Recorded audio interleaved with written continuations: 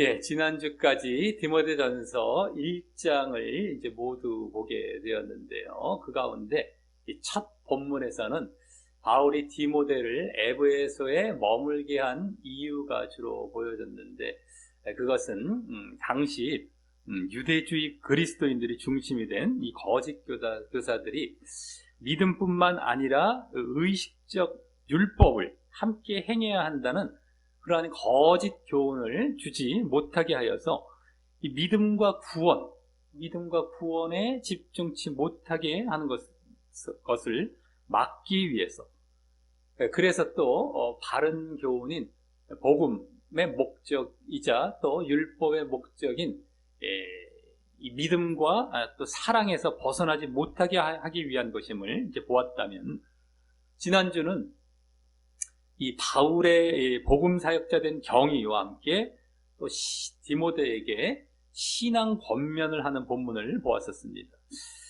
그 가운데 이 첫 본문에서 보여진 이 믿음과 사랑이 다시 강조된 데다가 이번에는 그랬을 때에 또 구원으로 나아간다는 사실이 더 보여졌었고요. 믿음과 사랑은 계속 또 나오면서 이번엔 이제 그랬을 때 구원으로 나아간다라는 사실이 더 보여졌고, 또 그러한 믿음과 사랑이 보여지는 진정한 믿음과 사랑이 다 보여져야 진정한 믿음인데, 그 진정한 믿음의 원천은 의와 영을 좇는 모습이라는 것도 이 첫 본문과 동일하게 보여지고 있대. 다만 그것의 지속성을 또한 더 요구하고 있음을 보았던 것이었고요. 그래서 우리의 사역이나 신앙의 근본 자세는 그와 같이 의와 영을 지속적으로 좇아서 또 믿음과 그래서 사랑이 계속 지속적으로 보여져서 이제 구원으로 나아가야 하는 모습이 되어야 함도 알 수 있었던 것이었습니다. 지난주 그 밖에 우리에게 주어지는 교훈은 모든 일에 충성하라라는 것과 또 기회가 있을 때에, 회개의 기회가 있을 때에 왔을 때에 그것을 붙들고 회개하라라는 것이었던 것이었죠. 자, 오늘은 지난주까지 그렇게 디모데에게 바울이 거짓 교훈을 이제 조심시키고, 이 1장에서 거짓 교훈을 조심시키고 계속 그 의와 영을 좇아 믿음과 사랑을 계속 보이며 구원으로 나아가게 하라는 이런 사역적이고 신앙적인 권면을 했던 것을 바탕으로 해서 이제 바울이 본격적으로 목회적인 명령을 하기를, 먼저 모든 사람, 오늘은 이제 먼저 모든 사람을 위한 기도를 요청하게 되는 본문입니다. 모든 사람을 위한 기도. 그것이 이제 본격적인 목회적 명령의 첫 명령이 되겠죠. 첫 권면이 되는 겁니다. 그러면서 그 가운데 복음의 내용도 이제 보여주게 되어서 이 1장에서 결국 또 주가 되고 있었던 믿음과 구원이 오늘도 다시 보여지게 되는 것입니다. 자, 이런 사실을 알고 그럼 이 모든 사람을 위한 기도를 요청하는 내용 속에서 이제 이 교훈을 얻는 시간을 갖도록 하겠습니다. 모든 사람을 위한 기도. 오늘 주된 내용이 되겠죠. 자, 먼저 1절과 2절에서 바로 그 모든 사람을 위한 기도를 요청하는 내용이 곧바로 보여집니다. 그래서 거기 먼저 그러므로 내가 첫째로, 모든 것 중에 첫째로, 우선적으로, 이런 거죠. 아주 중요하게 이런 건데, 권하노니, 부탁하노니, 명령하노니, 라며, 다른 것보다 가장 우선적이고, 기본적으로 요청하는 사실임을 보이며 말입니다. 그것이 모든 사람을 위한 기도가 될 텐데, 그것이 가장 우선적이고, 기본적인 요청인 겁니다. 오늘 명령이 가장 중요하고 근본적인 목회 명령임을 보여주는 것이죠. 그러면서 그 요청의 내용은 거기 모든 사람을 위하여 간구와 기도와 도고와 감사를 하라라며, 여기서 이제 그 모든 사람을 위한 기도를 바로 요청하는 것입니다. 그럼 이 말에서 핵심은 바로 모든 사람에게 있는 것입니다. 모든 사람.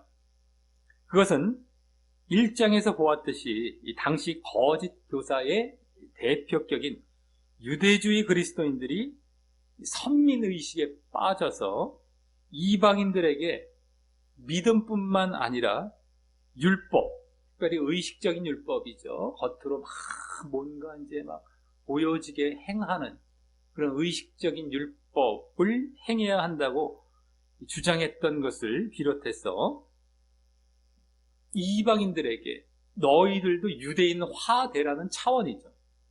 너희들도 유대인화 되기 위해서 믿음뿐만 아니라 율법, 의식적인 율법도 지켜라. 할례를 비롯해서 이런 것들을 이제 주장했던 것을 비롯해서 유대인들 자체가 그 선민 의식 때문에 이방인들을 배제한 자신들만의 구원을 주장했기 때문일 것으로서 그러기에 그 유대인들만이 아닌 이방인들을 포함한 모든 사람들이 구원받도록 기도하면서 그렇게 그 모든 사람을 대상으로 목회하라는 차원이기 때문입니다. 그래서 모든 사람이 여기 핵심입니다. 모든 사람. 그리고 거짓 교사들, 유대주의 그리스도인들, 그래서 율법을 같이 믿음과 함께 행하라. 유대인화 되라는 것이죠. 그러니까 유대인들이 그냥 유대인만 구원받는다고 주장하는 것이나 이들이 유대인화 되게 해서 이제 믿음을 갖게 하려고 하는 것이나 유대인만의 어떤 이러한 구원 쪽으로 이렇게 초점이 있지 않습니까? 그것이 아니다. 모든 사람이다. 유대인 너희들뿐만 아니라 이방인까지 모두 구원받게 하려는 이것이 구원받게 하는 것 이것을 위해서 기도하라는 것이죠. 그것을 위해 기도하고 그렇게 또 그 모든 사람을 대상으로 목회하라는 차원이기 때문이죠. 그래서 오늘 이 이후의 문맥을 보면 그 모든 사람이 강조가 또 되면서 그들의 구원이 또 강조되게 되는 것입니다. 모든 사람들의 구원 이렇게 되는 것이에요. 그들을 위한 기도 더 말을 했지만 모든 사람들의 기도 결국엔 그 구원을 위한 기도가 되는 것이죠. 자, 그런데 여기 기도의 종류를 4가지로 말을 했는데요. 그 차이점들을 간단히 말을 하자면 간구가 먼저 나오죠. 간구는 어떤 목적을 두고 청원하는 거예요. 네? 간구 막 어떤 목적이 있어서 그걸 막 이제 두고서 기도하는 것이죠. 청원하는 것. 그리고 그 다음 기도. 그냥 기도라는 말은 하나님과의 교통이라고 보시면 됩니다. 하나님과의 교통.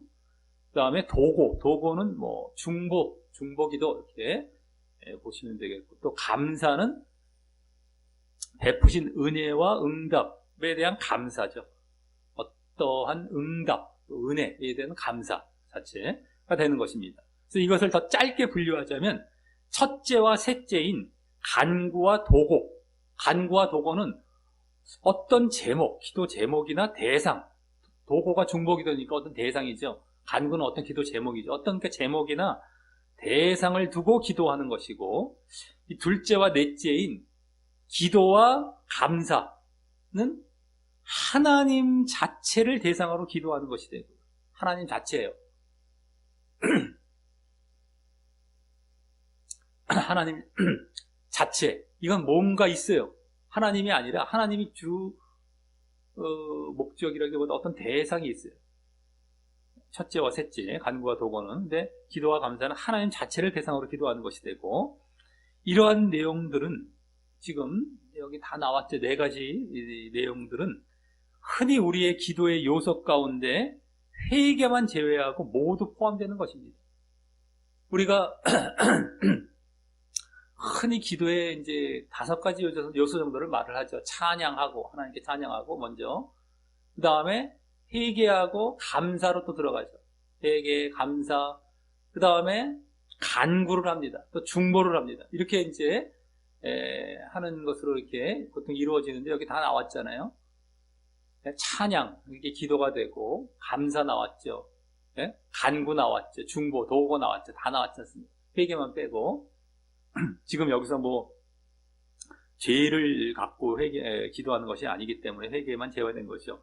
자, 그러면서 우리의 기도는 보통 이 하나님을 대상으로 기도하는 것이 우선이 되고, 즉 여기서는 이제 둘째와 넷째인 기도와 감사가 되죠. 그 다음 첫째와 셋째인 간구나 중보와 같은 어떤 목적이나 사람을 두고 기도하는 것이 보통 이 좋은 순서이고 일반적인 순서가 되는데, 여기서는 그 순서가 역으로 간구가 먼저 나오면서 어떤 목적이 있는 그 기도, 그것이 먼저 나오면서 그 다음 교통기도가 또 나와. 그 다음 다시 중보, 그것도 목적이 있죠. 어떤 대상. 그 다음에 또 감사, 또 하나님과의 교통. 이 순으로 번갈아 가면서 말을 해서 어떤 목적이나 대상을 위한 기도를 더 앞세우면서 그 사이사이에 하나님과의 교통도 하는, 이런 식으로 기도를 말하고 있는 것입니다. 그것은 지금 이 기도의 대상이 모든 사람이라는 이 구체적인 대상이 있고, 사람이죠. 모든 사람 대상이 있지 않습니까? 또 그 기도의 목적도 그들의 구원이라는 구체적인 목적이 있기 때문인 것으로서, 어떤 대상이 지금 있으니까, 목적이 또 있으니까 모든 사람의 구원이라는 그런 대상과 목적이 있기 때문에, 그러기에 이 네 가지 기도의 종류를 이제 말한 것은 그러한 모든 사람들의 구원을 위한 기도를 주되게 하라는 의미를 읽게 하는 것이고요. 그 중간중간에 하나님과의 교통도 하면서 또 그 가운데 그에 대한 응답들의 감사도 하면서 기도하라는 것이 되는 것입니다. 그래서 우리가 보통은 하나님을 찬양하고 교통하는 기도를 먼저 하면서 이렇게 또 간구하고 이런 중보하는 것이 이렇게 되면 좋을 텐데, 여기는 간구가 먼저 들어가고 그 다음에 하나님과의 또 교통도 들어가면서 간구 쪽에, 중보 쪽에 더 초점을 두고 있는 모습이 보여지고 있죠. 그만큼 여기 흐름이 모든 사람의 구원, 네, 이제 초점이 있기 때문인 것입니다. 그리고 우리가 기도할 때도 그렇게 어떤 물론 이제 하나님께 찬양하고 나아가죠. 그 다음에 이제 간구하는 것을 먼저 이렇게 할 수도 있습니다. 그 다음에 또 그것으로 다만 끝나면 안 되죠. 이렇게 교통하는, 하나님과 교통하고 감사하는 기도가 항상 곁들여져야 되는 것이죠. 그래서 이제 간구와 중보도 하되 그렇게 하나님과 교통을 하면서 기도를 해야 되는 겁니다. 그래서 그렇게 빠지지 않지 않습니까? 그래서 여기서 지금 이제 그게 워낙에 비중이 크고 중보의 내용들이 그러다 보니까 좀 앞세워진 것 같아 보이지만 중간중간 이렇게 기도, 감사라는 것이 여기 들어가 있죠. 이런 하나님과 교통하는 기도가 절대 빠져서는 안 된다라는 것이죠. 그래서 이렇게 어쨌든 초점은 지금 중보, 간구 쪽에 이제 좀 있긴 하지만 그렇게 빠져서는 안 된다라고 하는 것입니다. 이 하나님과의 교통이. 자, 그러면서 다음 2절에서는 특별히 임금들과 왕들이죠. 왕들과 높은 지위에 있는 모든 사람, 뭐 고관들, 뭐 고위 관료들, 뭐 정치인들 이건데요. 왕들과 그들을 위해서 이게 기도하라라고 하여서 방금 모든 사람을 위하여 기도하라라는 것과 조금 어긋나는 말을 한 것 같아 보입니다. 모든 사람이라고 했는데 여기 또 왕들과 이 뭐 고관들을 얘기하나요? 뭐 이렇게. 하지만 이는 당시 역사적 배경을 염두에 두고 볼 때 이해가 되는 것으로서 당시 지금 디모데가 목회하는 에베소도 다른 많은 지역들과 마찬가지로 이 로마의 지배를 받고 있었고요. 로마의 지배. 그래서 여기 왕들이란 로마 황제를 비롯해서 또 여러 지역의 분봉 왕들을 이제 말할 것이고, 또 높은 지위에 있는 사람들도 당시 뭐 총독을 비롯하여서 로마 정치인들, 뭐 고관들을 말할 것이기에 지금 그들은 이 디모데나 에베소 교회에게는 원수와 같은 자들이자, 원수와 같은 자들이죠. 지금 자기들을 점령하고 지배하고 있기 때문에 원수와 같은 자들이자 또 대표적인 불신자들을 말하게 되는 것입니다. 로마 사람들이기 때문에. 불신자들, 대표적인 불신자들. 그러기에 그들까지도 원수이자 뭐 불신자 같은 자들, 이런 자들까지도 외면하지 말고 그들을 위해 기도함으로 그런 자들까지도 앞서 말했던 이 모든 사람의 범주에 포함하여서 구원으로 인도하는 일을 하라는 것이고, 또 특히 앞서 말씀드렸듯이 지금 1장부터의 문맥상 지금 거짓 교사들로 인해서 유대주의적 분위기가 교회 안에 침투해서 유대인들을 위주로 이 구원을 얻게 하려는 경향이 자리 잡을까봐 그것을 탈피하여서 유대인들을 위주로 구원을 이제 얻게 하려는 경향이 자리 잡을까 봐서 그것을 탈피하여서 그 로마의 왕들이나 이 정치인들, 고관들이라는 대표적인 이방인들까지 이러한 모든 사람의 범주에 포함하여 구원으로 인도하라는 의미에서였을 것입니다. 이 대표적인 이방인들이에요. 대표적인 이방인들. 대표적인 지금 불신자, 원수 같은 자, 대표적인 이방인들입니다. 왕들이나 이 고관들, 로마에. 그래서 유대인들만이 아니라 유대인들만을 위해 구원받게 하는 것이 아닌 이방인들까지도 다 이제 여기에 포함을 시켜서 모든 사람의 범죄에 포함시켜서 구원으로 인도하라는 의미에서 쓸 것이다라고 하는 것이죠. 대표적으로 지금 뭐 다른 물론 이방인들도 있긴 하겠지만 그 대표격이 이 왕들, 높은 사람들입니다. 즉 아무리 원수 같은 불신자이거나 또 이 이방인, 저주받을 이방인들이라고 그들은 여겼죠. 이 저주받을 이방인 같은 자들일지라도 이렇게 기도하며, 그들을 위해서 기도하며 구원으로 인도하라는 것이죠. 모든 사람들인 거예요. 모든 사람들. 차별이 없어요. 차별이 없어요. 누구만 구원받게끔 기도하라는 것이 아니라 모든 사람들입니다. 원수 같은 자들, 불신자들, 이방인들 할 것 없이 다 모든 사람을 위해서 기도하며 모든 사람을 대상으로 구원으로 인도하는 그런 일을 하라, 그런 목회를 하라라는 것이죠. 자, 그것이 이제 1차적인 이유가 된다면 다음 2절 하반절에 이는이라면서 2차적인 이유를 보여줍니다. 그리고 이것은 2차적인 이유는 1차적인 이유의 결과로 따라오는 것입니다. 그것은 거기 우리가 모든 경건과 단정, 정중하다 뭐 이런 거, 단정은 정중하다 뭐 엄숙하다 이런 건데, 모든 경건과 단정한 중에 고요하고 조용하고 평안한 생활을 하기 위해서라는 것입니다. 그래서 앞서 1차적인 이유와 같이 그들을 위해 기도하며 구원으로 인도하는 일을 이제 한다면, 아까 그 왕들과 이제 고관들을 위해서 기도하며 구원으로 인도하는 일을 한다면 그 결과 그들이 정말 이렇게 믿음과 구원으로 인도되지 않았다 할지라도 최소한 이 믿는 자들에게, 믿는 신자들에게 반감 대신 호의를 갖게 되거나 또 하나님의 뜻대로 나라를 이렇게 운영하게 됨으로써 이 2차적인 이유와 같이 이 신자들이 경건하고도 정중한 신앙생활을 하며 조용하고 평안하게 살아갈 수 있게 되기 때문입니다. 이와 반대로 어지럽고 불안한 삶 속에서는 이 경건하고 깊이 있는 신앙생활이 방해받을 수 있기 때문입니다. 물론 박해 속에서도 뭐 신앙생활을 못하는 것은 아니지만 기왕이면 없는 것이, 그런 것이 없는 것이 더 좋기 때문입니다.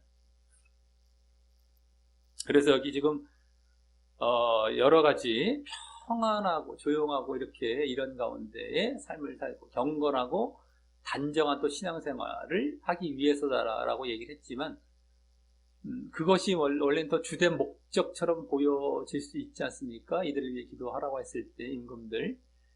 그래서 뭐 어떤 그냥 또 임금들만을 또 위해서 기도하라는 것 같기도 하고, 그래서 이렇게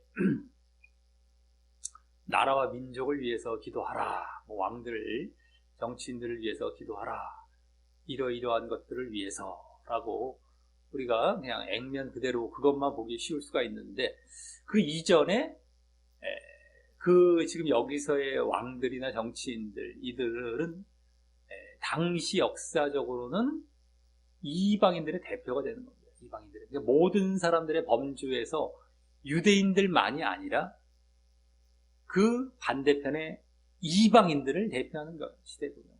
그들 또한 구원으로 인도하라 라는 이제 대표적인 자들이 되고, 그러다 보면 또 그들로부터 이렇게 이러한 유익도 얻게 된다라는 것이죠. 꼭 이것 자체가 목적이라기보다, 우선된 목적이라기보다 그들을 위해서 기도할 때에 그들이 또 구원으로 인도가 될 수, 믿음과 구원으로 인도가 될 수 있고, 그렇지 않더라도 이제 또 그와 같이 신자들의 이제 신앙생활에 있어서 여러 가지 또 좋을 수 있기 때문에 이방인들의 대표적인 그들을 위해서 기도하라 하면서 이와 같은 혜택도 얻으라 라는 차원이 되는 것입니다. 자, 여기까지 바울이 디모데에게 모든 사람을 위한 기도를 요청하는 내용이 나오면서 그중 또 그 모든 사람의 범주 가운데에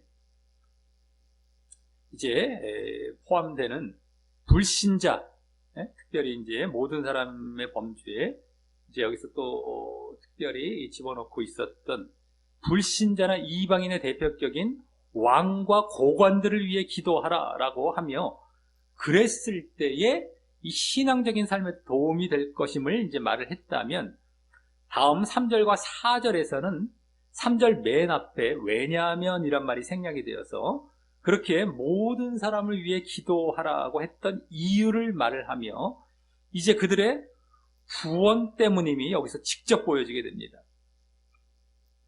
모든 사람을 위해 기도하라고 했던 이유.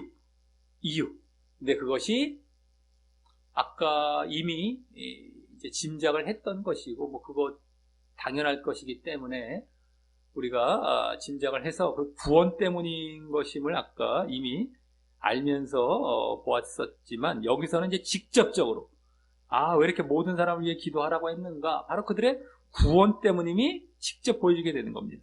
자, 먼저 3절은 이것이 우리 구주 하나님 앞에 선하고 받으실 만한 것이니, 받아들이실 만한 것이니 라며, 일단 그렇게 모든 사람을 위해 기도하고 또 그래서 왕과 고관들을 위해 기도하는 것이 하나님께서 좋아하시고 기뻐하실 일이다. 여기 이제 선하고 받으실 만하다.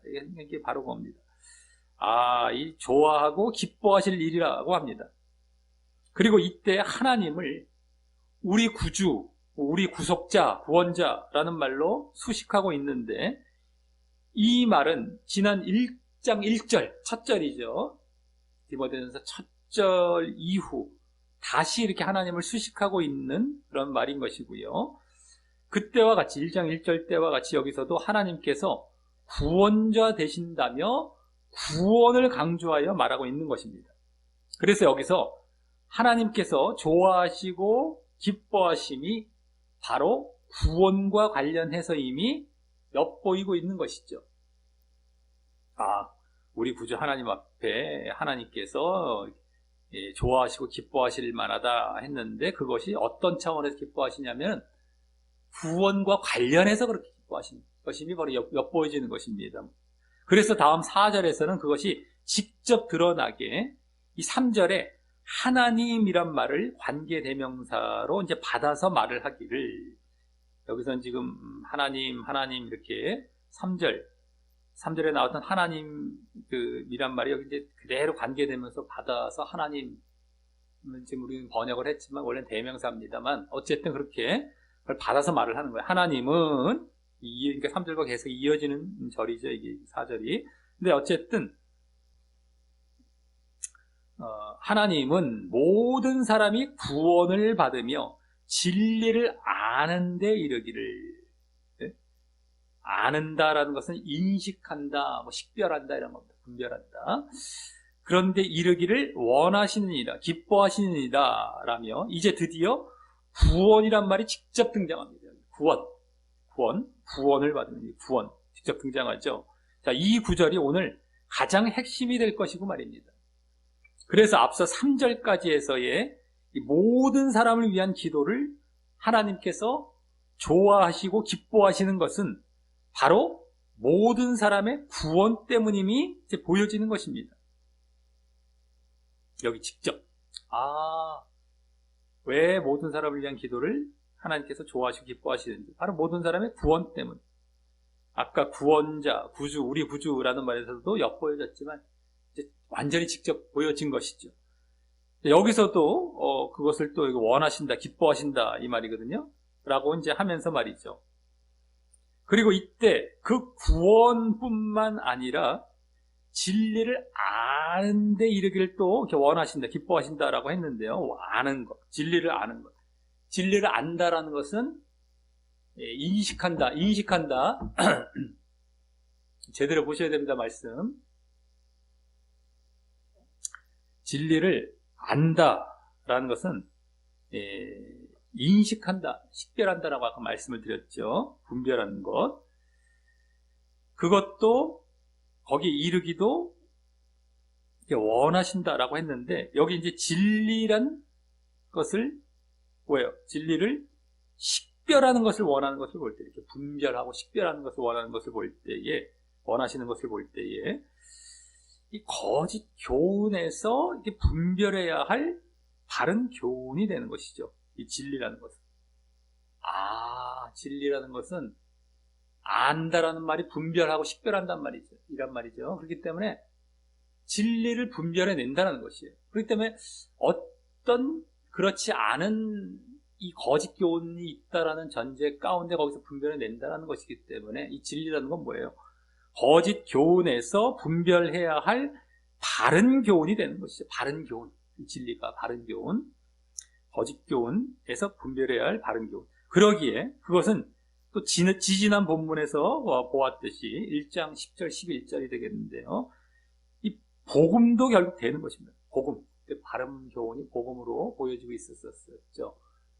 그러니까 이 진리라는 것은 바른 교훈, 또 복음 다 같은 차원으로 이제 말해진 것이 된 겁니다.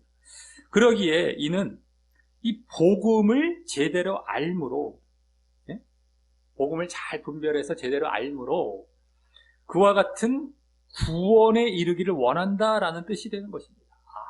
복음을 알아서 이제 구원에 이르기를 원하시. 또 진리를 아는 것, 이 복음을 잘 아는 걸 원하신다. 결국엔 뭐예요? 복음을 제대로 알아서 구원에 이르기를 원하신다라는 뜻이 되는 것이죠. 물론 그 복음과 구원 중간에는 뭐가 또 있겠습니까? 믿음이 있는 것이죠. 우리가 복음을 듣고 그냥 구원으로 가는 게 아니잖아요. 복음을 듣고 말씀을 듣고 믿음을 갖게 되고 그 다음 구원으로 가는 것이죠. 그리고 중간은 이제 일단 생략이 되어 있지만 처음 시작점이 복음이 되기 때문에 진리가 되기 때문에 여기 그렇게 말을 하고 있는 것입니다. 자, 그리고 그렇게 바른 교훈인 복음을 제대로 분별하기도 원하는 것은요. 이렇게 지금 지지난 본문에서 보여졌듯이 거짓 교사에 의한 이 거짓 교훈의 미혹이 거짓 교사에 의한 거짓 교훈을 지금 베풀려는 그런 미혹이 에베소 교회에 작용했기에 그걸 그렇게 분별하는 것이 중요했기 때문인 것입니다. 그냥 뭐 분별해야 된다, 식별해야 된다, 알아야 된다라고 말하는 것이 아니라 배경상 그거죠. 거짓 교훈이 지금 작용하고 있기 때문에 그것에 넘어가지 않고 거기서부터 바른 복음을, 바른 교훈과 복음을 분별해서 그것을 알아서, 그래서 이제 뭐 또 믿음의 과정도 있겠지만 어떻게 해서 구원으로 나아가는 것, 그것을 기뻐하신다라고 하는 것입니다. 자, 이렇게 3절과 4절에서는 모든 사람을 위해 기도하라라고 했던 이유가 이 모든 사람의 구원 때문임이 보여지고 또 그 구원은 바른 복음으로 인한 것임도 보여주었다면 다음 5절과 6절에서는 이 5절 맨 앞에 다시 왜냐하면이란 말이 생략이 되어서 방금 이 4절에 모든 사람이 구원을 받기 원하시는 이유를 보여줍니다.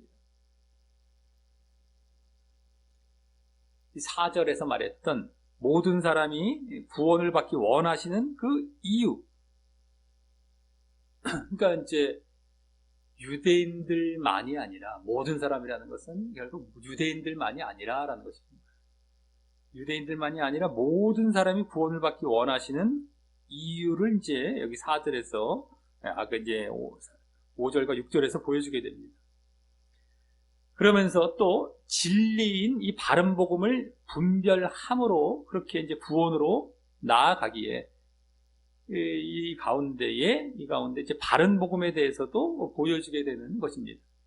아까 그렇게 바른 복음 차원의 진리 차원에서 말을 했기 때문에 앞에서 자 그래서 5절은 하나님은 한 분이시요 또 하나님과 사람 사이의 중재자 중보도 한 분이시기 때문이라고 하는 것은 맨 앞에 왜냐하면이라는 말이 생각이 되어 있기 때문에 때문으로 봐야 되는 것이고요. 그래서 하나님도 한 분, 중보도 한 분이시기 때문이라고 하는 것은 하나님의 한 분 되심은 뭐 누구나 잘 알고 있기에 일단 이 중보자도 한 분 되심에 초점이 있는 것으로서 그러기에 이 사람이 하나님께 나아가게 되는 방법은 누구나 즉 모든 사람이 그 유일한 중보자를 통해서만 나아갈 수 있다는 것을 보여주는 것입니다. 다른 방법이 없습니다. 모든 사람이 유일한 중보자, 유일하다 하기 때문에 모든 사람이 해당이 되는 것이죠. 모든 사람이 그 유일한 방법밖에 없다는 거예요. 그 유일한 중보자를 통해서 하나님께 나아가게 되는 중보를 받아서 사람과 하나님 사이에 중보를 받아서 하나님께 나아가잖아요, 사람이. 근데 유일해요, 그 통로가. 그러니까 모든 사람은 이 통로밖에 없어요, 이 유일한 것도 모든 사람에게 해당이 된다라는 것이죠. 그런 차원입니다. 그리고 그러기에 유대인만이 아닌 이방인 모두도 이 중보자를 통해 하나님께 나아가 구원을 받을 수 있기에 하나님께서 그 유일한 중보자를 허락하신 것은 하나님께서 모든 사람이 그를 통하여 그 유일한 중보자를 통하여 구원받기를 원하셨기 때문임을 보여주는 것입니다. 방금 말씀드렸듯이요. 누구든 간에 유대인뿐만 아니라 이방인까지 모두 유일한 통로 이거밖에 없기 때문에 모든 사람이 이 통로, 유일한 중보자라는 이 통로를 통해서만 구원받기를 원하셨기 때문에 네? 네, 모든 사람이 구원받기 원하시는 그 이유가 또 보여지고 있죠. 자, 그리고 다음 그 유일한 중보자가 거기 곧 사람이신 그리스도 예수라고 하는데 여기 사람이라는 것을 강조한 것은 앞서 유일한 중보자 되심이란 말에서는 신성을 암시했기 때문에 하나님도 유일한데 이 중보자 되신 것도 유일하다. 그러니까 하나님 차원이죠. 이게 다. 그러니까 신성을 거기서는 보여주고 있었죠. 이번에는 인성을 보여주는 것이면서 사람이신 인성. 그래서 그러면서 무엇보다 그렇게 육신을 입어야 사람의 육신을 입어야 이 뒤 6절에 나올 인간의 죄값인 죽음을 대신 치르는 대속물이 될 수 있기 때문인 것입니다. 그래서 이 사람이신이란 말을 덧붙이면서 강조하고 있죠. 인성도 강조하면서 중요한 건 그 뒤에 그래야 대속물이 되는 거예요. 왜?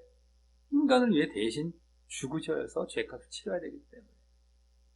그러니까 사람이라는 것이 또 강조가 된 겁니다. 그래서 다음 6절은 5절에 그리스도 예수, 5절에 그리스도 예수라는 말을 또 관계대명사로 받아서 이어서 말을 하기를, 원래 이어지는 문장입니다. 원어상은 6절은 5절에, 그래서 그가, 그 그리스도 예수가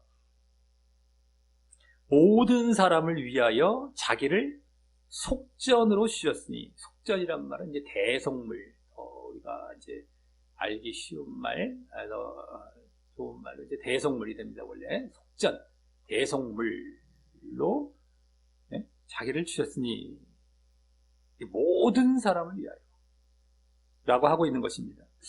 이러한 이 자기 육신을 대속물로 주셔서 죄의 대가를 유일하게 치르심으로 유일한 중보자가 되셨다는 것도 보여주면서 말입니다. 죄의 대가를 유일하게 치르신 그 대속물이죠.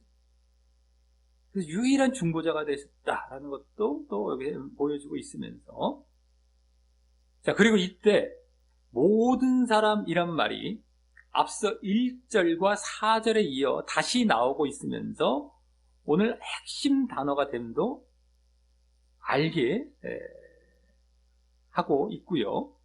결국 이와 같이 예수님이 모든 사람을 위한 대속물로서 유일한 중보자이시기에, 모든 사람을 위한 대속물로서의 유일한 중보자, 모든 사람의 어떤 유일한 중보자라는 것이 한마디로 짧게 말하자면, 그러기에 4절처럼 하나님께서는 모든 사람이 구원받기를 원하시는 것이 이제 밝혀지는 것이고요.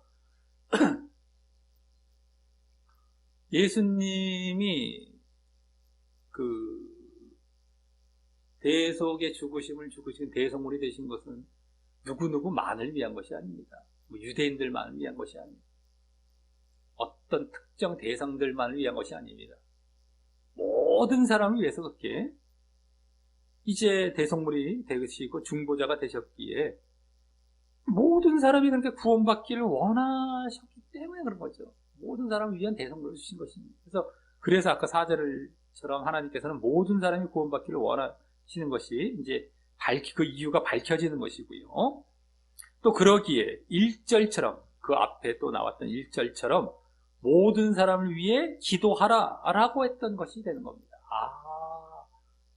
모든 사람을 위해 기도하라. 모든 사람의 구원을 위해서. 여기 이유는 모든 사람을 위해서 대성물이 되셨기, 유일한 중보자 예수 그리스도께서. 자, 그리고 또 그러한 예수님이 이 모든 사람을 위한 대성물로서의 유일한 중보자이시다는 사실이 앞서 4절에서 말한 진리이자 복음으로서의 바른 교훈이 되는 것입니다. 이것이. 이렇게 복음이 또 보여진 거 한마디로 복음, 또 진리, 4절에서 말한 건 또 진리가 되고, 바른 교훈, 또 복음, 이게 되는 거예요. 모든 사람을, 예수님이 모든 사람을 위한 대성물로서의 유일한 중보자이시다. 예수님이 모든 사람의 유일한 중보자시다. 그렇게 말하는. 그게 이제 복음, 또 바른 교훈, 진리가 되는 것입니다. 여기 지금 그것도 보여주고 있는 것이죠. 이 거짓 교훈은 어떤 거예요? 그와 반대인 거짓 교훈은 지난 1장에서 보았듯이 이 유대주의 그리스도인들이 중심이 되어 주장했던 예수님 말고도 이 율법, 의식적 율법이죠. 그 율법이 이 구원에 대한 중보의 역할을 한다고 하는 것이었고 말입니다.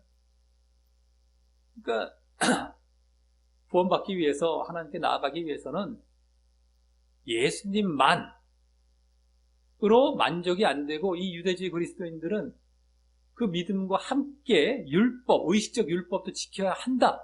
유대인화 되어야 한다. 유대인화 되는 조건. 이것이 추가가 되어 있었던 거죠. 그게 거짓 교훈이에요. 거짓 교훈. 여기서 유일한 예수님만으로 이제 하나님께 나아가고 구원을 받는다. 이걸 지금 말을 해주고 있는 것입니다. 그래서 거기에 복음이죠. 복음, 진짜 제대로 된 복음이죠. 율법이 가미가 된 거, 의식적 율법이 가미가 된 거는 거짓 교훈이 되고, 유일한 중보자 되신다. 예수님만이다. 그건 이제 바른 교훈, 이제 복음이 되는 것이고요. 자, 그리고 이러한 바른 교훈으로서의 진리이자 복음이 이 6절 하반절에서는 기약이 이르면, 기약이 이르면이란 말은 원어상 더 정확히 자신의 때에, 다 자신의 때에, 자신이라는 건 물론 하나님이죠. 문맥상 지금. 이 하나님의 때, 하나님 자신의 때에 라는 말이고요. 증거할 것이라 했죠. 증거될 것이라고 보던가, 원래 증거로서 이렇게 보면 맞습니다. 명사인데요. 끝나는데, 어쨌든, 자신의 때의 증거로서, 뭐 이렇게 끝난다든가, 자신의 때에 증거될 것이라, 이건데요. 라면서, 이 하나님의 정해진 때, 자신의 때, 하나님의 정해진 때에 증거가 되도록 하셨다. 이건 근데, 그렇게 라고 해서, 이제 그 진리이자 복음을 증거하고 전파하는 분위기로 이어지게 됩니다. 네? 증거라는 말도 이제 해주면서, 그것이 이제 복음이라는 것도 엿보여주고 있고요. 진리가 된다는 것. 그러니까 여기서 증거라는 말이 나오죠. 증거하고 전파, 전도하는 이런 쪽으로 나오죠. 그 분위기로 이어지게 돼요. 그래서 다음 마지막 7절은 이 6절의 증거라는 말을 또 관계대명사로 받아서 계속 이어지는 문장이 되는데, 그래서 이를 위하여, 증거를 위하여 내가 전파하는 자라는 건 더 간단히 말해서 원래 전도자 이렇게 보시면 돼요. 전도자와 사도로 세움을 입은 것은 참말이요 거짓말이 아니니 라며, 이 바울 자신이 앞서 5절과 6절의 사실을 전도하는 5, 6절에 나왔던 그 사실, 복음이죠. 복음의 내용, 그것을 전도하는 사도로서, 전도자와 사도, 그런데 한마디로 전도하는 사도로 지정되었다. 세월을 입었다는 건지 임명받고 지정되었다라는 사실을 말을 하는데, 그래서 앞서 5, 6절의 내용이 그렇게 이 전도함을 받게 될, 전도함의 내용이 될 바로 복음이자 4절에서 또 말한 진리임을 이제 직접 알 수도 있게 되는 것입니다. 이 아까 5, 6절에서 나온, 이게 한마디로 예수님이 유일한 중보자 되신다, 구원을 위한 이 내용인데, 그것이 복음, 또 진리 된다는 것이 바른 교훈으로서 그것이 여기 직접 이제 보여지고 이제 알 수 있게 되는 것입니다. 그리고 이때 그러한 전도하는 사도로 세움 입은 것이 뭐라고 했습니까? 참말이고 거짓말이 아니라라고 한 것은, 당시 바울의 사도직에 대해서 다른 서신서들에서도 이제 여러 군데 보여지고 있듯이 그 정당성, 그 진위성이랄까, 정당성, 사도됨에 대한 그것에 대해서 지금 시비를 받고 있어서 그런 것 같고요. 그 시비를 자꾸 거는 주동 세력은 바로 거짓 교사였을 것입니다. 문맥상도 그렇고. 누구죠? 거짓 교사는? 유대주의 그리스도인들이죠. 어떤 자들이죠. 그들이 주축이 돼서 자꾸 당신이 무슨 사도야? 네? 바울이 예수님의 12제자로서의 12사도로 이렇게 된 자가 아니었기 때문에 말입니다. 자꾸 이제 시비가 들어오죠. 결국엔 유대주의 그리스도인들이 주가 되어서 이제 시비를 걸었던 겁니다. 그들은 또 그 거짓 교훈, 거짓 가르침을 관철시키기 위해서 자꾸 이제 바울을 사도권도 막 이렇게 건드려 가면서 자기들의 주장을 이제 관철시키려고 했던 것이기 때문이죠. 어찌됐든 바울은 12제자가 12사도가 된 것은 아니지만 다메섹 도상에서 예수님으로부터 직접 또 부르심을 받고 부활하신 예수님을 빛으로 이렇게 만나게 되어서 또 예수님을 증거하는 자로서의 사도가 되어진 것이었죠. 그럼에도 자꾸 이제 12제자가 아니기 때문에 자꾸 시비를 걸었던 겁니다만. 자, 그러면서 7절 하반절은 믿음과 진리 안에서 내가 이방인의 스승, 이방인들의 스승은 교사로 보면 되었습니다. 교사, 여기서는 뭐 스승이라면 어떤 권위를 하는 스승같이 우리말은 느껴지잖아요. 스승과 뭐 제자 무슨 뭐 이런 식으로, 그래서 교사, 가르치는 자, 이러한 느낌으로 그게 맞습니다. 그래서 이방인들의 교사가 되었노라 라고 하여서 앞서 말한 이 전도자와 사도라는 말을 이제 더 구체적으로 이방인의 교사라는 말로 여기 표현을 하는데 더 구체화시킨 거예요. 더 구체적 의미를. 전도자와 사도, 어떤 차원에서 이방인들의 교사라는 그런 차원으로 해서라는 것이죠. 근데 이는 바울이 뭐예요? 우리가 잘 알고 있는 그 이방인의 사도로 부름받은 사실을 이제 보여주면서, 또한 그 이방인들에게 이 교사, 스승, 교사와 같이 가르치는 일을 주로 하며 복음을 전했음을 이제 보여줍니다. 그러면서 이렇게 이방인의 교사라는 것을 말을 하면서, 교사, 가르치는 일이 이렇게 주된 것이에요. 이방인 가르치는 것. 그러면서 전도하고 사도로서 역할을 했던 거예요. 가르치는 교사로서. 근데 그렇게 이방인의 교사라는 것을 말을 하면서 그 이면에 뭐예요? 유대인만이 복음과 구원의 대상이 아니고 이 이방인도 그러한 복음과 구원의 대상임을 엿보이고 있는 것이고요. 지금 여기 굳이 이방인이라는 말을 해가면서 그 교사다라는 것을 말을 했기 때문에, 그래서 또 앞서 오늘 핵심 단어였던 모든 사람의 범주에 이방인이 주로 해당되고 있었음과, 모든 사람, 유대인들은 뭐 자기들은 뭐 당연하다라고 생각을 했을 것인기에 또 그것을 반박하는 차원에서의 모든 사람이라는 것이 그 분위기가 있던 것이었지 않습니까? 그 문맥상의 그 거짓 그 유대주의 그리스도인들이나 유대인들의 그 분위기상, 그죠? 그 모든 사람은 유대인들만이 아니다라는 분위기가 있는 거예요. 이방인들 포함된다. 그렇기 때문에 여기 이제 직접 보여진 것이죠. 그것이 그 모든 사람의 범주에 이방인이 주로 해당되고 있었음과, 그래서 그 이방인들의 대표격으로 아까 왕들, 임금들과 고관들을 말했음도 엿보이고 있는 것입니다. 이방인들의 대표격으로서 그들을 말을 했던 거예요. 로마 정치인들, 이방인들, 뭐 불신자 다 되지만 대표격이죠. 다 말을 할 수는 없고 이방인들을. 그래서 이방인 중에서 왕들이죠. 제일 높은 사람들만 이제 거론한 게 된 건데, 중요한 건 이방인들이라는 겁니다. 이방인들. 네?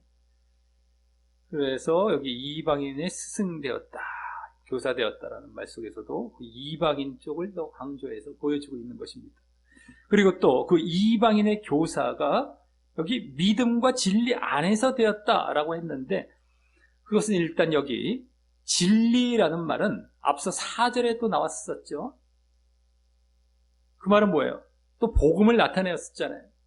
복음, 아까 말씀드렸죠. 복음을 나타내었기에 여기서도 복음을 나타내는 그런 말인 것인데, 믿음과 진리할 때 이 진리가 복음, 그러니까 믿음과 복음이 되죠. 믿음과 진리는 믿음과 복음이 되는데, 그 4절에서는 그 진리라는 말 앞에 구원이란 말과 함께 그 말을 했었어요. 4절을 잘 보시면 나오죠.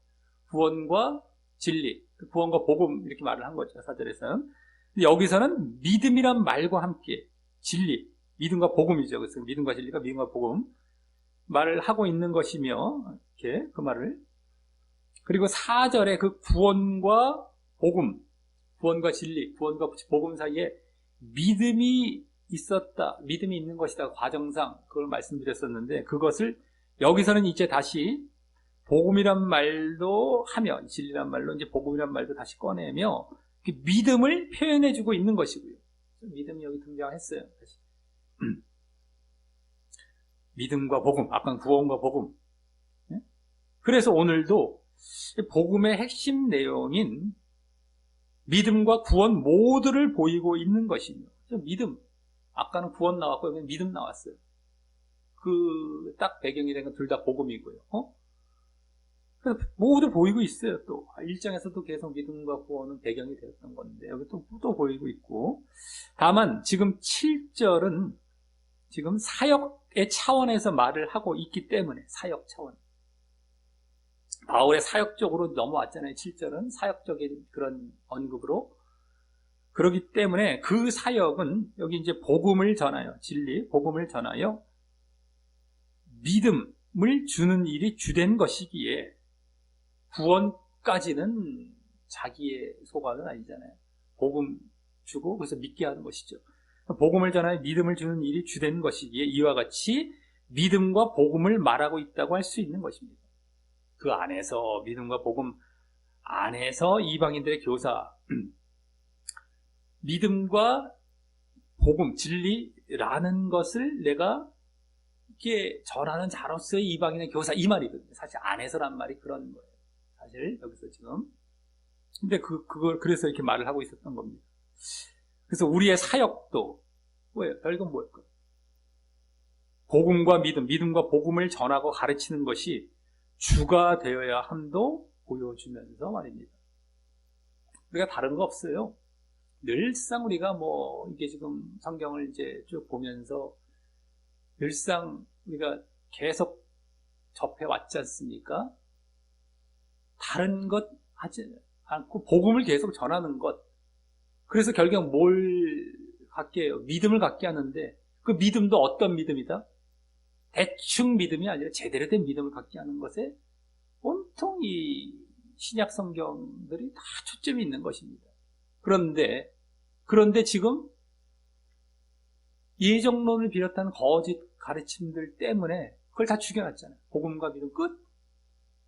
아주 단순히 영접 기도할 때 한번 복음, 믿음 했으면 끝이에요. 그걸로 끝이에요. 그 다음에는 딴 얘기하고 맨날 세상 얘기와 복 받고 너희들 받을 혜택과 누릴 권리와 이런 것만으로 꽉 차 있는 거예요, 지금. 그리고 그 결국은 다 지옥 가는 것이고. 그러니까 복음도 제대로 알고 그래서 제대로 된 믿음도 갖고 있지 않아요. 믿음은 한 번 믿음이 영원한 믿음이 아니거든요.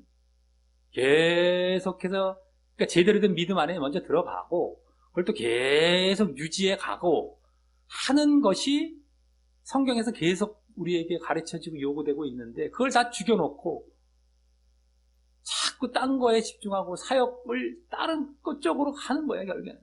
껍데기적인 것, 종교 행위적인 것으로 행사하고 프로그램 돌리고 그래서 거기서도 모여서 프로그램만 했단 말이죠. 막 받을 혜택 얘기해주고 이런 거예요. 뭐 하는 건지 몰라요. 다 껍데기적인 쓸데없는 것도 하고 있는 거죠. 그렇게 했다가 다 지옥 가는 건 지금 하고 있는 겁니다. 깨닫지를 못해요. 성경을 제대로 안 봤으니 말이죠. 근데 여기서도 딱 보여지잖아요. 사역, 우리 사역의 주된 것은 믿음과 복음이다라고 하는 겁니다. 자, 이로써 오늘은 지난주까지 뭐였어요? 지난주까지 1장에서 거짓 교훈을 조심시키고 그래서 믿음과 사랑이 계속 보여지면서 구원으로 나아가게 하라는 그런 권면을 바울이 디모데에게 했던 것을 바탕으로 해서 이제 본격적인 목회적인 명령의 첫 번째로서 모든 사람을 위한 기도를 요청하는 본문을 보았습니다. 그래서 먼저 가장 중요하고 근본적인 목회의 명령으로서 그 모든 사람을 위한 기도를 바로 아주 앞부분부터 바로 요청하면서 유대인들만이 아닌 이방인들을 포함한 모든 사람들의 구원을 위한 기도를 주되게 하라 라는 의미로 이제 요청했고요. 모든 사람들을 위한 기도를 하라라는 의미로 요청을 했고 그 이방인의 대표격으로 로마의 왕들과 고관들을 언급하여 아무리 원수 같은 불신자이거나 또 저주받을 이방인 같은 자들일지라도 기도하며 그들도 구원으로 인도하라고 했고 그랬을 때에 신앙적인 삶에 우리 신자들의 믿는 자들의 신앙적인 삶에도 도움이 될 것임을 이제 말을 했습니다. 다음 그렇게 모든 사람을 위해 기도하라고 했던 이유로 하나님이 모든 사람의 구원을 기뻐하시기 때문임을 말하며, 왜 모든 사람을 위해 기도해야 되나? 바로 하나님께서 그 모든 사람의 구원을 기뻐하시기 때문임을 말하며, 이제 직접 그 모든 사람의 구원 때문임을 이제 보이면서, 구원이란 말이 직접 나왔죠. 모든 사람 구원. 그러면서 또 그 구원은 거짓 교훈으로부터 분별해야 할 진리이자 바른 교훈인 바른 복음으로 인한 것임도 보여주었었던 겁니다. 구원, 진리를 아는 데라는 말, 진리를 식별하고 분별해야 되는 것이죠. 그 진리는 복음이었고, 거짓 교훈으로부터 이 바른 복음을 분별해서 그것을 분명 그 복음을 통하여서 이렇게 구원으로 나아간다 라는 것을 보여줬던 것입니다. 거짓 교훈이 지금 이 당시에 계속 지금 영향을 미치고 있었기 때문이죠. 자, 이어 또 그렇게 모든 사람이 구원을 받기 원하시는 이유를 보여주어서, 모든 사람을 위해 기도하라는 것은 모든 사람의 구원을 위해서인데, 그러면 또 모든 사람이 구원을 받기 원하시는 또 그 이유는 또 뭘까라는 것이 이제 또 다음 단락으로 이어져서, 하나님께서 바로 뭡니까? 하나님께서 모든 사람을 위한 대속물로서 유일한 중보자를 허락하셨기 때문임과, 그 유일한 중보자는 그리스도 예수임을 밝혔고, 또 그 예수님이 모든 사람을 위한 대속물로서의 유일한 중보자이시다는 사실이 오늘 언급한 진리, 오늘 본문에 나온 진리이자 바른 교훈으로서의 복음이 되는 것임도 보이고 있었던 것이었습니다. 예수님이 유일한 중보자이시기 때문에 모든 사람을 위한 모든 사람을 위한 대속물로서의 유일한 중보자이시기 때문에 모든 사람이 그 중보자를 통하여서 구원받기를 원하셨다라는 그 이유를 보여주면서, 그 내용, 예수님이 모든 사람을 위한 유일한 중보자이시다는 사실이 복음의 내용이 됐던 겁니다. 진리이자. 그래서 이어 바울은 그 진리이자 복음에 대한 그 내용, 그것에 대한 전도자와 사도로 세워짐을 말하며, 구체적으로는 전도하는 사도, 이방인의 교사가 되었다고 했고, 그래서 오늘 이 모든 사람의 범주에 이방인이 주로 해당되었음도 엿보였고요. 이방인. 또 그 사역은 복음을 전하여서 믿음을 주는 일이 주된 것임을 보이면서, 오늘도 이 1장에 이어서 복음의 핵심 내용인 믿음과 구원 모두를 보이고 있음도 볼 수 있었던 것이었습니다. 복음의 핵심 내용, 믿음과 구원. 바울 서신을 우리가 계속 보았지만, 계속 흘러가는 그 바탕은 믿음과 구원이에요. 계속해서 흘러가요, 계속해서. 자, 이를 볼 때, 오늘 바울이 디모데에게 모든 사람을 위한 기도를 요청했던 것은, 오늘 본문을 역으로 이제 보면, 뒤에서부터 역으로 보면서 이제 짚어볼 때, 왜냐하면 이러면서 자꾸 이유를 이렇게 보여주면서 뒤를 갔단 말이죠. 우리말 성경에서는 왜냐하면이란 말이 생략이 돼서 좀 보기가 약간 좀 이렇게 쉽지 않을 수가 있죠. 그런 부분은. 안타까워요. 전에도 말씀을 드렸지만, 접속사를 제발 좀 다 번역을 해놨었으면은, 얼마나 인과관계나 여러 가지 앞뒤에 이 흐름을 제대로 볼 수 있는 것이 접속사인데, 원어나 영어 같은 데는 좀 지저분하더라도 자꾸 다 집어넣어 놨어요. 거기다 다 집어넣었어요. 문장이 지저분해서 깔끔하게 만들려고 재해놨는지는 모르겠어요. 깔끔한 게 나쁜 건 아닌데, 그거보다 더 좋은 건 뭡니까? 제대로 아는 게 중요하잖아요. 그러면 다 집어넣었으면 얼마나 좋겠습니까? 근데 그거를 딱 제거를 해놨기 때문에 조금 이제 이 의미 파악하는 게 어려울 수가 있어요. 다만 이제 뭐 번역을 할 때에 왜냐하면 이런 말이 없는 대신에 때문 인민 뭐 그냥 뭐뭐 인민이라 이렇게 말하는 게 다 때문이다라는 말을 하고 있어요.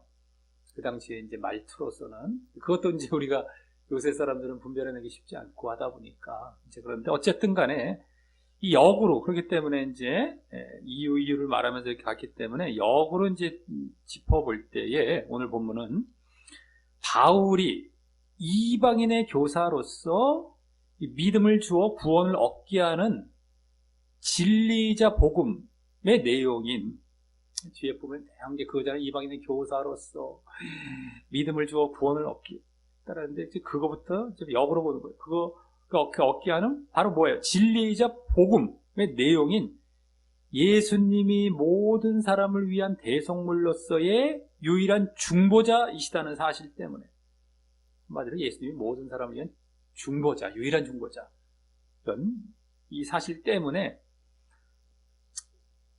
자, 이게 이제 복음의 내용이라고 말씀을 드렸지만 우리가 뭐 사도행전 봤을 때는 뭐 부활 뭐 이것이 중점이 되었죠. 근데 여기서는 유일하다.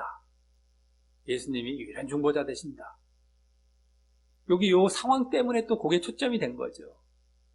유일하다라는 게 아주 중요하고 왜냐면 지금 거짓 교사들이 예수님만이 아니야. 율법도 가미돼야 돼. 막 이렇게 되기 때문에 의식적 율법.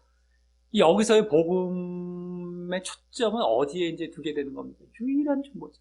이런 거예요. 예수님이 사도행전에서는 그 왜 부활 거기서는 이제 처음 복음 막 전해가면서 어떻게 됐어요? 이 사람들이 예수님이 정말 그리스도 메시아라는 것을 믿게 하기 위해서는 가장 큰 증거 중에 하나 부활이란 말이에요. 부활. 그러면서 그게 성경에 예언되어 왔던 것 증거하고 막 이런 식으로 증인사 뭐 복음사기 했던 걸 다 받지 않았습니까? 그래서 그 다음 믿으라라고 하고 여기서는 유일한 중보자. 그게 이제 복음이 된 겁니다. 같은 차원이긴 해요, 다. 어쨌든 여기서는 이제 좀 그쪽에 초점이 있던 겁니다. 그래서 우리 헷갈리지 마시고 행여라도 이것도 복음이지 뭔가 하지 마시고 예수님이 정말 그렇게 해서 사도행전은 정말 중보자가 되신다는 사실이 이제 나중에 또 나오게 되는 것인데 여기서는 거기까지 가서 유일하시다라는 것을 대신에 보여주고 있는 것이죠. 여기서는 다 앞에 뭐 부활 뭐 이런 거 다 이건 다 여기 들어가 있는 것이고요. 십자가와 부활은 유일하다. 근데 그렇게 예수님이 모든 사람을 위한 유일한 중보자이시다는 사실 때문에 하나님께서 모든 사람이 구원받기를 원하시는 것임을 알 수 있었던 것이고 또 그러기에 그와 같이 모든 사람을 위해 기도하라라고 했던 것이 되는 것입니다. 오늘 모든 사람을 위한 기도 요청했던 것이 원래는 전체 주제죠. 네? 뒤에서부터 봤을 때는 왜 그랬을까 쭉 봤을 때는 그 바울의 복음, 바울이 전하는 그 복음 내용이 예수님이 유일한 중보자가 되신다. 모든 사람을 위한. 그래서 하나님께서 모든 사람이 또 구원받기 원하신다. 그 예수님을 통해서. 그래서 모든 사람을 위해서 그렇게 기도하라고 했던 것이었다. 이 얘기가 되는 것입니다. 그럼에도 지금 예정론자들을 주축으로 하여서 모든 사람의 범주를 창세전 선택받은 자들로 국한시키고 그래서 예수님이 그 창세전 선택받은 자들만을 위한 대속물이 되었다라고 하고 또 하나님께서도 그들만 구원받기를 원하신다고 거짓된 가르침을 주고 있습니다. 그걸 이제 예정론의 제한 속죄라고 하죠. 예수님만이 그들만을 속죄하기 위해 오셨다는 거예요. 어처구니가 없죠. 모든 사람을 위해 속죄하기 위해 오셨지만 그들이 믿음을 가질 때에 그 속죄의 효력이 자기에게 미쳐지는 것이죠. 근데 그들은 그것이 아니라는 식인 거예요. 결국에는 또 막 말도 왔다 갔다 막 하지만 그들도 이 예수님은 이들만을 위해 속죄하시기 위해 오셨다는 거예요. 결국에는 결과적인 것만 얘기를 해갖고 거꾸로 창세전 예정으로 얘기해갖고 말이죠.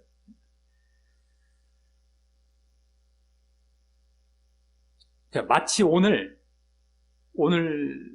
본문에 이 당시 거짓 교사들이 이 선택받은 민족, 선민인 자신들, 이 유대인들만의 하나님과 구원을 주장하고, 그죠?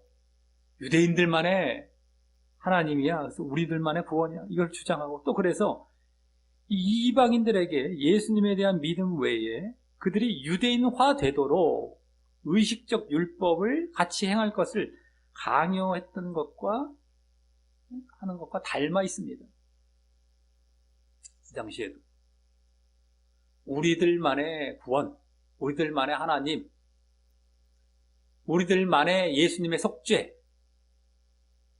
너도 만약에 속죄에 들어가려면 빨리 와, 빨리 와.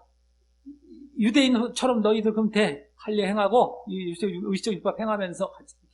이거거든요. 지금도 뭐예요? 예정론자들은 빨리 예정 받아. 예정은 어떻게 받는데요? 교회 와. 뭐 이런 식이 될 거죠. 예정 받아야 돼. 그래야 속죄 받는 거야. 이렇게 되는 겁니다. 예정이 아니라 믿음인 겁니다. 믿음. 누구에게나 주어진.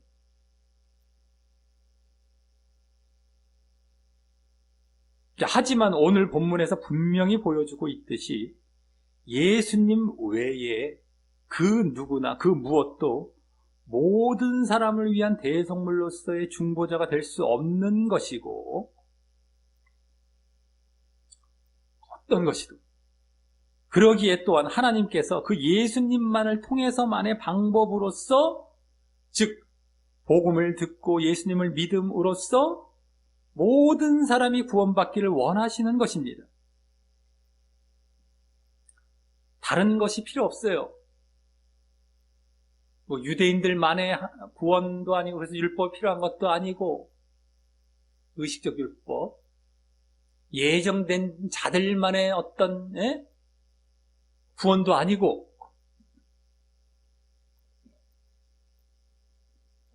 예수님만을 통해서만 그래서 복음을 듣고 예수를 믿음으로써 예정이 아닙니다. 내가 복음을 듣고 내가 믿는 거예요. 그래서 모든 사람이 이렇게 구원받기를 원하시는 것입니다. 누구든 간에. 모든 사람이 구원받는다라고 했을 때 저들은 예정론자들은 만인구원산인가요? 된다. 모든 사람들이 구원을 받게 하셨다가 아니잖아요. 받기를 원하신다. 누구에게나 기회를 주셨다. 이 차원이죠. 말장난을 자꾸 하고요. 저 예정론자들은 말꼬리 잡기 하고 자기들이 모순된 말들을 자꾸 어떻게 해서든지 돌려서 피해가려고 그래요. 어처구니가 없습니다. 예정론, 이 신학, 이 책이나 이런 걸 보면 다 모순이야, 다 모순. 처음부터 끝까지. 어찌 그런지. 근데 그걸 억지로 꾸겨 넣어서 믿고 있으니 그 나중에 지옥 심판이 어떨까 참 보통 답답한 게 아닙니다. 눈앞에 보여놓고 모순을 보여주는데 그걸 어거지로 믿고 있는 식인 거예요. 자신들이 보면서 깨달을 텐데 이게 너무 모순이다라는 게 분명히 알 수 있는데도 불구하고 그걸 꿀꺽꿀꺽 그냥 꾸겨서 억지로 받아들이고 있습니다.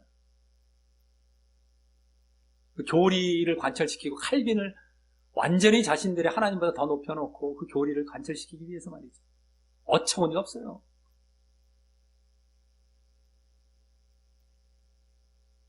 그래서 모든 사람이 원하시는 누구든 복음을 듣고 예수를 믿으면 된다는 거죠.